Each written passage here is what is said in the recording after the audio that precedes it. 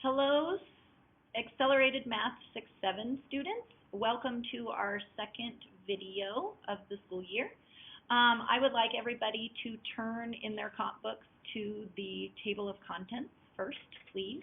I just need to go over and remind you that every time we include a lesson in our comp books that we need to make sure that we are writing down the title of each lesson along with the page number that it can be found on. So you can see mine.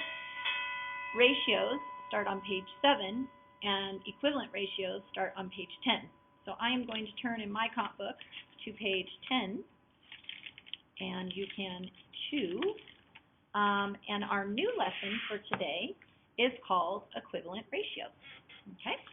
So our goal for today's lesson is today we are going to learn how to use tape diagrams to make equivalent ratios. Tape diagrams. Woohoo! Okay, we worked on that a little bit yesterday, and today's lesson is going to help you understand it a little bit more. The question that you need to be thinking about while we're working on this lesson is, how can you use the original tape diagram to show equivalent ratios? Boys and girls, I have to warn you, this is one of my most favorite lessons, all right? And we're going to start this lesson off today with a task, okay? So the task that I want you to read right now is, Shani and Mel are using ribbon to decorate a project in their art class. The ratio of the length of Shani's ribbon to Mel's ribbon is 7:3. Boys and girls, I haven't said this enough to you yet, but order in ratios matters, okay? If we're talking about Shani first, then we always have to write Shani's numbers first. If we're talking about Mel second, then we always have to write Mel's number second. Notice the verbiage that helps us know that. Shani's ribbon to Mel's ribbon is 7:3.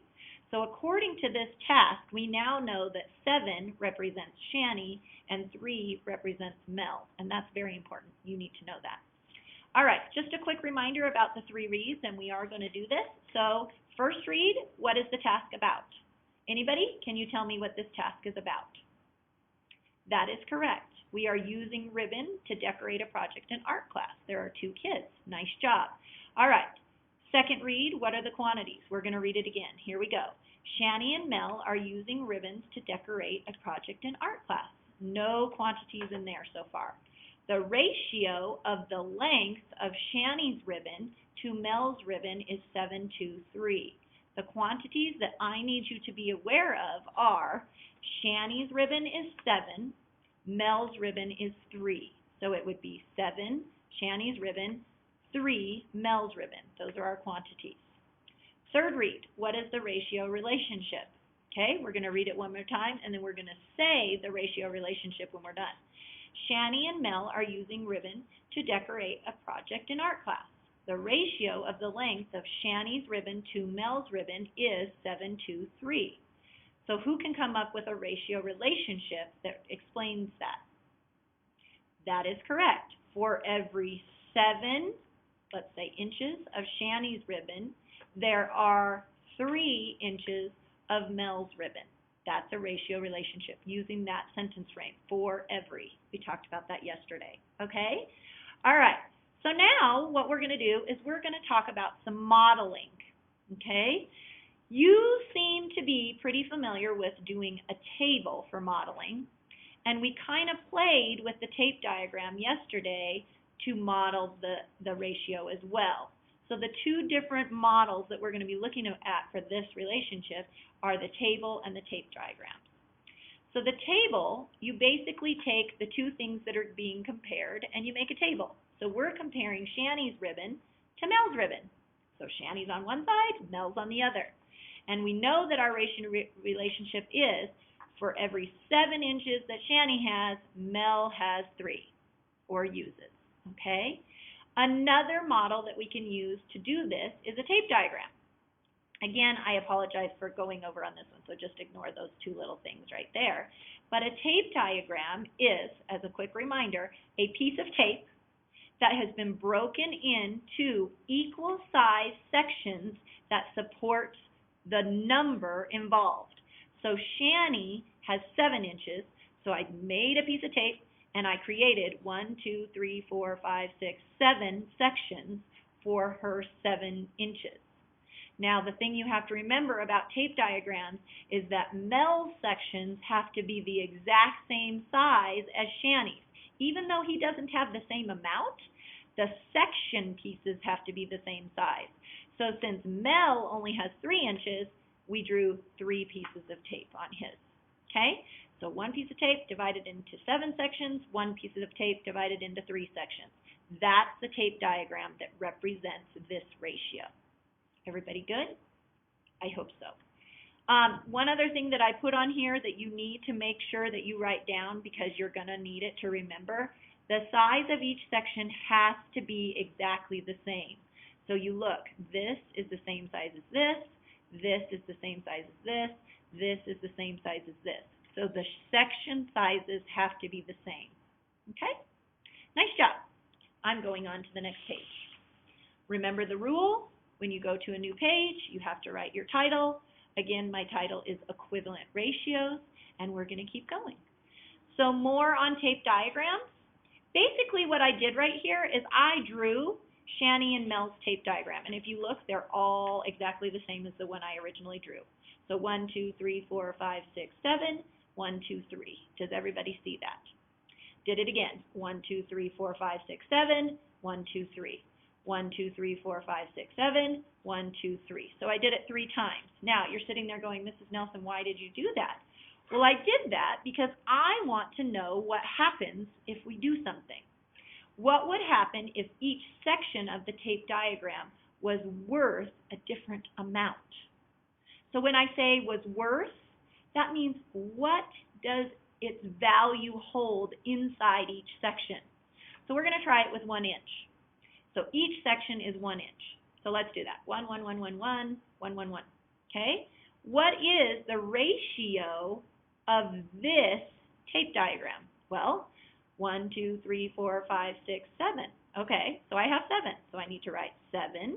What do I have on the bottom? 1, 2, 3 to 3. So the ratio that you would write in here is 7 to 3. Got it? Excellent. Now we're going to change it. What happens in the second one if instead of it being 1 inch in every section, what if it was 2 meters? Hopefully you're seeing the pattern. So this time instead of writing 1, 1, 1, 1, 1, because we don't have inches anymore, we now have meters, and we actually have 2 meters in each one. So that's where the 2, 2, 2, 2, 2, 2, 2, 2 comes from, 2, 2, 2. Remember, each section is exactly the same, so they all have to have a 2 this time. Now I want you to figure out what the ratio would be. Well, that's easy. 2, 4, 6, 8, 10, 12, 14. 2, 4, 6. So the ratio for this would be what? 14 to 6 is the ratio that you should get here. Okay? Now we're going to change it one more time, and we have 3 feet this time. So again, you notice in each section, what did I write? 3, 3, 3, 3, 3, 3, 3, 3, 3, 3, 3, 3.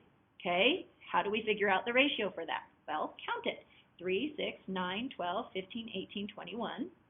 3, 6, 9. So what is the new ratio here? 21 to 9. Boys and girls, do you understand what we just did? Okay? Hope so. If I went too fast, rewind it and go back and you'll see what we did. Did the actual tape diagram, the picture, the actual diagram that I drew, did it change? I hope that you're all shaking your head no right now. It didn't. Look at it. They're the same size, same shape. Same size as up here, same shape as up here. Same size, same shape as all of those. So the actual tape did not change. What did change? Hopefully you can answer. If you can't, look right here, look right here, look right here. What actually changed? Hopefully you said the actual value and units of measure. We went from 1 inch, unit of measure is inch, to 2 meters, unit of measure is meters, to 3 feet, unit of measure is feet. Okay? So we do know that what did change was the value and its unit of measure. Okay? Hopefully we're doing all right. All right, the next one. When the values in each section change, equivalent ratios are formed. Wait a minute, let me read that again. Okay, I'm going to write it down this time. So in the first one, what is the ratio I see? 1, 2, 3, 4, 5, 6, 7. So I have 7 to 1, 2, 3. That's my first one. Okay, let's look at the next one. 2, 4, 6, 8, 10, 12, 14. 2, 2, 4, 6. Huh, interesting. How about the last one? 3, 6, 9, 12, 15, 18, 21. Okay, 2, 3, 6, 9. Huh, well, those look very, very interesting.